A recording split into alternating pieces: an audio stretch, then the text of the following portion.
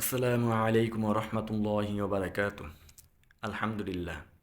আলহামদুলিল্লাহি রব্বিল আলামিন ওয়ালা আকিবাতু লিল মুত্তাকিন ওয়াসসালাতু ওয়াসসালামু আলা রুসুলিহি মুহাম্মাদিন ওয়া আলিহি ওয়া আসহাবিহি আজমাইন।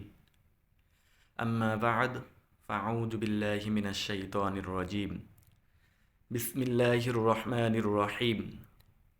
ইকরা বিসমি রাব্বিকাল্লাযী খলাক, খলাকাল ইনসানা মিন আলাক, ইকরা ওয়া রাব্বুকাল আকরাম, আল্লাযী আল্লামা বিল কলম, আল্লামাল ইনসানা মা লাম ইয়ালাম। সম্মানিত তিনি দর্শক, পবিত্র কোরআনের এই কালজয়ী আয়াতগুলোর মধ্যে মহান আল্লাহ আমাদের পড়ার এবং শেখার নির্দেশ দিয়েছেন, আর সেই লক্ষ্যেই আমাদের আজকের এই ক্লাস। সাকিন, সুকুন, যজম এই তিনটির একই নাম। সাকিন, সুকুন, যজম দেখতে ঠিক এমনটি আমরা পাবো কুরআনুল কারীমের মধ্যে। এগুলি নিয়ে আমরা ইতিপূর্বে আলোচনা করেছি। আজ এটা নিয়ে আমরা কথা বলবো না। আজ আমরা স্ক্রিনে দেখতে পাচ্ছি এখানে লাম এবং কফ। আরবি পড়ার নিয়ম হচ্ছে ডান পাশ থেকে। তাহলে আমাদের সূত্র কি এখানে? যে আমরা কি পড়া শিখছি? এখন আমরা সাকিন শিখছি, যে কিভাবে সাকিন যুক্ত হরফ আমাদেরকে উচ্চারণ করতে হয়, পড়তে হয়। যেই হরফের উপরে সাকিন থাকবে তার ডান পাশের শব্দের সঙ্গে সাকিন ওয়ালা হরফ যুক্ত হবে। ওয়ালা মানে কি? ওয়ালা শব্দের অর্থ হচ্ছে মালিক, অর্থাৎ লাম হচ্ছে এখানে সাকিনের মালিক। এই যে আমরা লামটা দেখতে পাচ্ছি, এই লাম হলো সাকিনের মালিক আর কফ হলো পেশের মালিক। তাহলে আমাদেরকে লক্ষ্য করতে হবে, যখন আমরা ডান পাশ থেকে পড়ব তখন আমাদের প্রথমে আসতেছে কি? কফ আসতেছে। তারপরে আসতেছে কফের উপরে বা নিচে কি আছে সেই জিনিসটা আমাদের লক্ষ্য করতে হবে। তাহলে কফের উপরে আমরা পাইলাম পেশ। তারপরের হরফের নাম কি? তারপরের হরফের নাম হচ্ছে লাম। এখন আমাদেরকে লাম ধরতে হবে। তাহলে প্রথমে আমরা কি পড়ব? কফ, লাম। তারপরে কি কি? পেশ। পড়ার নিয়ম ছিল কফ পেশ কু, কিন্তু এই লামের উপরে সাকিন থাকার কারণে আমরা এই কফ লাম দুই হরফ একসাথে উচ্চারণ করব। কারণ সাকিনওয়ালা হরফ ও নিজে উচ্চারণ হয় না, ও নিজে নিজে উচ্চারণ হয় না, ও কারো উপরে ভরসা করে উচ্চারণ হয়। কারো উপরে ভরসা করে এই লাম এই সাকিন চলে, ও নিজে চলতে পারে না।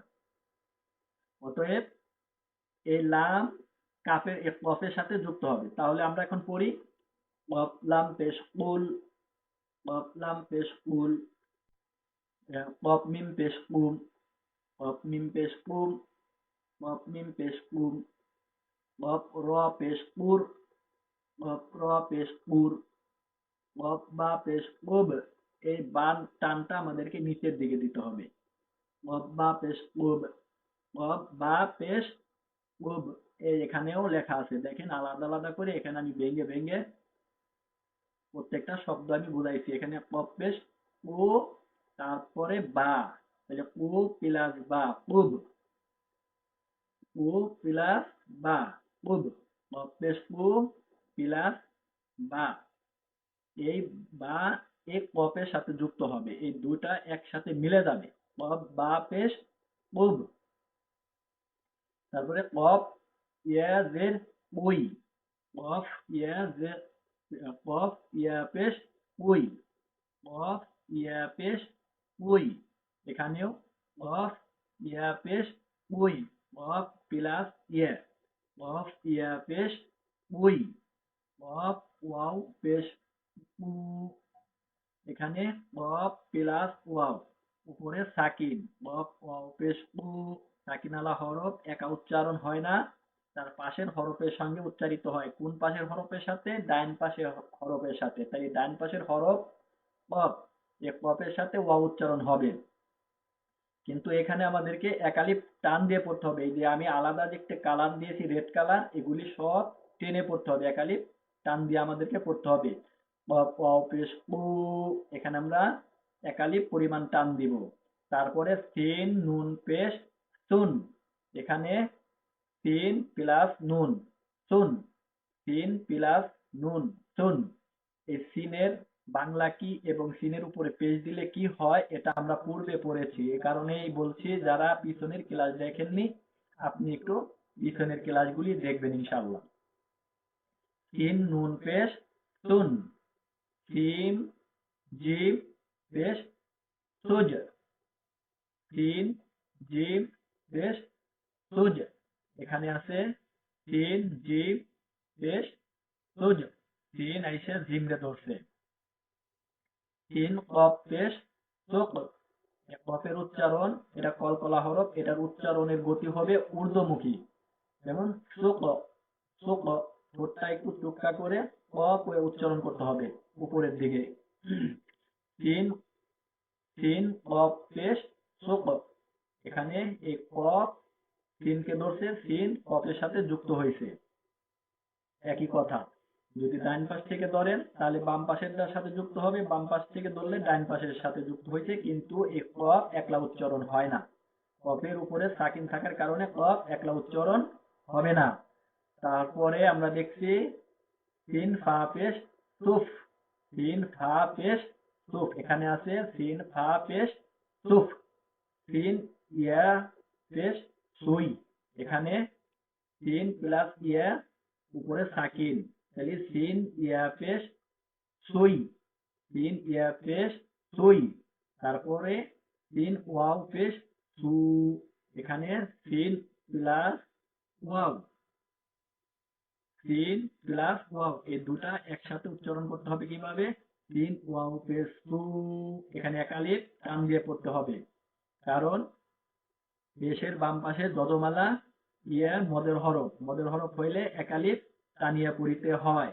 লাম বা পেশ লুব, এই বার উচ্চারণ ঊর্ধ্বমুখী নিম্নমুখী, লুবে, লুবে বের মতো করে একটা নিচে টান পড়বে, মুখটা একটু সরাইয়া যাবে আর নিচের ঠোঁটটা হালকা পরিমাণ একটু নিচের দিকে থাকবে, লুবে, এরকম টান দিয়া একটু মুখটাকে একটু সরাই নিতে হবে। লাম বা পেশ লুবে, এখানে লেখা আছে লাম প্লাস বা লুব, লাম প্লাস বা পেশ বু, লুব। তাহলে আমরা কিভাবে পড়বো? লাম বা পেশ লুব, তারপরে লাম হা পেশ লুফ, লাম হা পেশ লুফ, এখানে লেখা আছে লাম প্লাস হা, অর্থাৎ এই দুইটা যুক্ত করে আমাদেরকে উচ্চারণ করতে হবে লাম হা পেশ লুফ। তারপরে লাম হা পেশ লুফ, এখানে লেখা রয়েছে লাম প্লাস হা, এই দুইটাকে একসাথে মিলিয়ে আমাদেরকে উচ্চারণ করতে হবে লাম হা পেশ, লাম হা পেশ লুফ, এখানে লাম আর হা, তাহলে লাম হা পেশ লুফ, লাম হা পেশ লুফ, তারপরে লাম হা পেশ লুফ। এই হা আর এই হার মধ্যে পার্থক্য করে আমাদেরকে উচ্চারণ করতে হবে, এটা আমরা পূর্বে শিখেছি, এটা হা আর এটা হা। লাম র পেশ রুর, লাম র পেশ লুর, লাম র পেশ লুর, এখানে লাম প্লাস র সমান সমান লাম র, তাহলে কিভাবে উচ্চারণ করব? লাম র পেশ লুর, লাম র পেশ লুর, লাম ওয়াও পেশ লু, এখানে আমাদেরকে এক আলিফ টান দিয়ে পড়তে হবে, কারণ পেশের বাম পাশে যজমালা ওয়াও মদের হরফ, মদের হরফ হইলে আমাদেরকে এক আলিফ টেনে পড়তে হবে। দাল নুন পেশ দুন, দাল নুন পেশ দুন, দাল নুন পেশ দুন, এখানে দাল প্লাস নুন, তাহলে দুইটা আমরা কিভাবে উচ্চারণ করব? দাল নুন পেশ দুন, তারপরে দাল র, দাল র পেশ দূর, দাল র পেশ দূর, এখানে দেখেন লেখা রয়েছে দাল প্লাস র, দুটা মিলে আমরা কি করব? দাল র পেশ দূর, দাল র পেশ দূর। তারপরে দাল কাপ পেশ দুক, দুক, এখানে আমরা দেখতে পাচ্ছি দাল কাপ, দাল কাপ পেশ দুক, দাল কাপ পেশ দুক, এখানেও লেখা আছে দাল কাপ পেশ দুক, কিভাবে মিলবে? এই দাল এসে কাপকে ধরবে। তারপরে দাল সিন পেশ দুস, দাল সিন পেশ দুস, দাল জা পেশ দুজ, দাল ওয়াও পেশ দু, এখানে আমাদেরকে একালিপ টান দিয়ে পড়তে হবে। এই যে দাল ওয়াও পেশ দু, এখানে আমাদেরকে একালিপ টান দিয়ে পড়তে হবে। হা সোয়াদ পেশ ওস, হা সোয়াদ পেশ উস, এই যে এখানে হা প্লাস সোয়াদ, হা সোয়াদ পেশ উস, হা সিন পেশ উস, হা সিন পেশ উস, হা শিন পেশ উস, হা সা পেশ উস, হা ইয়া পেশ উই, হা ইয়া পেশ উই, হা ওয়াও পেশ হু, আমাদেরকে এখানে একালিপ টান দিয়ে পড়তে হবে। এবার আমরা লক্ষ্য করি এখানে হরকত, জবর জের পেশ, একে হরকত বলে। হরকতের উচ্চারণ তাড়াতাড়ি পড়তে হয়। বা জবর বা, বা আলিফ জবর বা, এখানে টান দিয়ে পড়তে হবে, এটা টানা যাবে না এবং এটা এক আলিফ টেনে পড়তে হবে। বা জবর বা, বা আলিফ জবর বা, এখানে আমি কালার আলাদা করে দিছি। কি কারণে দিছি? এই যে এখানে একটা আলিফ দেখেন, জবরের বাম পাশে খালি আলিফ, মদের হরফ, মদের হরফ হইলে এক আলিফ টান দিয়ে আমাদেরকে পড়তে হবে। বা, এখানে এটা পড়বো বা, বা জবর বা, আর এটা বা আলিফ জবর বা, এক আলিফ টান দিয়ে পড়বো। তাদের তে, এটা হরকত, এটা তাড়াতাড়ি উচ্চারণ করতে হবে। এখন এই দুইটা শব্দ যদি আমরা মিলাই তাহলে কি হবে? বাবা, এরকম উচ্চারণ হবে। তারপরে এটা যদি আমরা মিলাই তাহলে কি হবে? এটা টান হবে না, এটা তাড়াতাড়ি, এটা একালি টান দিয়ে পড়তে হবে। কি কারণ? জেরের বাম পাশে যজমালা ইয়া, এটা জের, আর এই যে বাম পাশে এই ইয়া, এর উপরে জজম বা সাকিন বা সুকুন যা বলেন সমস্যা নাই, তিনটের একই নাম। তাহলে তাইয়া জের তি, এখন এই তি আর এই তি যদি আমরা যোগ করি তাহলে উচ্চারণ কিভাবে হয়?